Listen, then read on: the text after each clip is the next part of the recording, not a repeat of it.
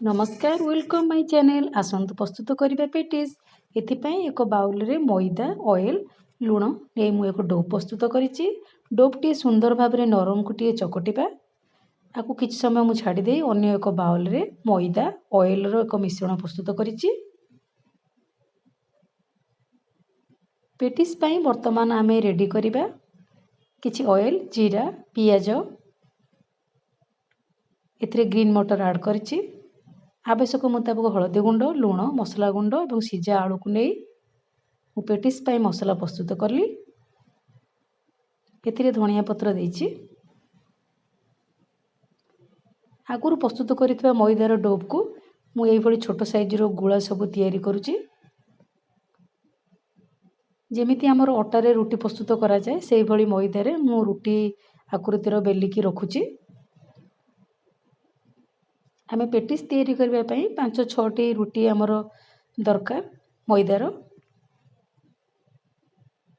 मु वर्तमान 4-5टी रुटी बेली सारिछि। प्रथमे आमे गोटे रुटी आनी आ ऊपर जो डोबटी मैदा ऑयल रो थिला ताकू लगे भल भाबरे मैदा छिंची आउ परस्त गोटे मैदार रुटी ता ऊपर लेयर रे देइछि।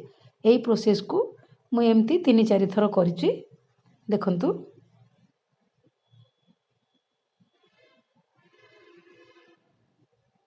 ऑयल मैदार जो ऑयलटा जमिति चारि पाखरे लागिवो जहाँ फल आम पेटिस टी भल हो पार से मु चारिआडे टिके भलसे लगेगी मैदार रुटी को ता ऊपर दे भल भाव मेकअप करुच्ची।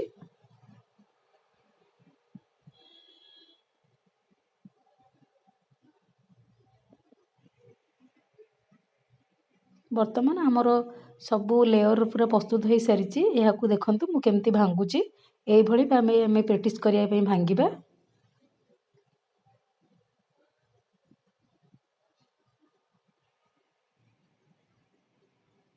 किछि मैदा गुंड देई ताकू आमे एई भली साइज रो बेलिबा।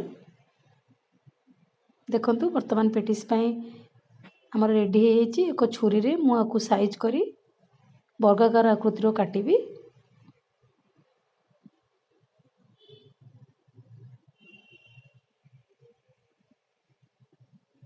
वर्तमान आमर जो प्रस्तुत होइथिला मसला ताकू आमे पेटिस पाई गोटे गुळा प्रस्तुत करी पेटिस साइज रे मझिरे देई ताकू पेटिस बनेइबा एवं एथिरे चारिकर टिके लागिबा पाई मु पानी रे हाथ देइछि। वर्तमान देखंतु हमर पेटिस पूरा रेडी हो गला। आसंतु एबे छाणीबे। मु तेल कढ़ाई रे नै पेटिस को छाणुछि। देखंतु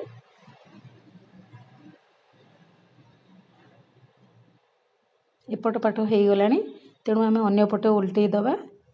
वर्तमान देखंतु पेटिस रो कलर केते सुंदर एबे रेडी हो गला आपण मानकर पेटिस। देखंतु केमिति लागिला लाइक करिवे कमेंट करिवे सब्सक्राइब करिवे। जय जगन्नाथ।